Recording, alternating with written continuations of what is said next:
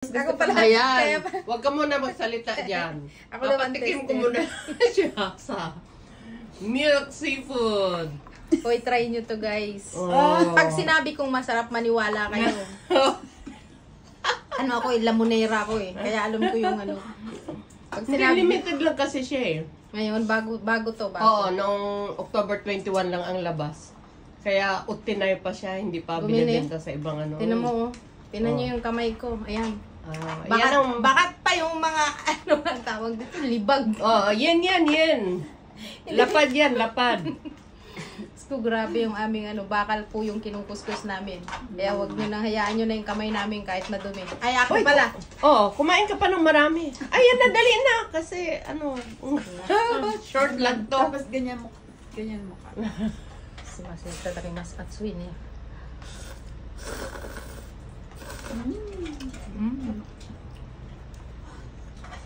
Yung sabaw. Sabaw. Ang ganda ng sabaw niya ako, kasing kulay gatas. Oo, milk kasi. Sa ramen yung gusto ko yung tonkotsu. Pero try natin to. Oo, parang carbonara siya. Ah, Di ba? Tamaro yung katawan mo. ang sarap. Pinaghalong ano. Ano ngayon ba gatas sa atin? Nido at birch tree. Oh! Sorry for brand.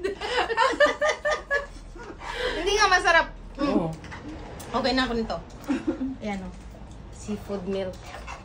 Ayan. Pero Seafood masama milk. rin daw kumain ng huwag lang araw-araw ng mga ganyan. Yung May mga karina naman, hindi mo naman kayang kainin araw-araw. Ako, kaya nga eh. May karito. Ako nga isang Hindi, linggo, pero si isang Marlon, beses lang. Si Marlon, pinagalitan ko nito. Bakit palagi siya? Nung nagkakarton ako, siguro elementary si Marlon. Tangay na, magtatabi siya para sa sarili niya, halos 10 piraso. Eh, syempre, bilang ko yung nilalagay ko sa karton. Ano, budget na yun, hati-hati sila. Ano, isang araw lang ang pagitan, pagtawag mo, ante, padala ka ulit ng ano, ano nangyari? Kasi dalawa lang napunta sa akin. Alam na kung sino. Ang salarin. Ano nito? Ay, ikaw. Alin?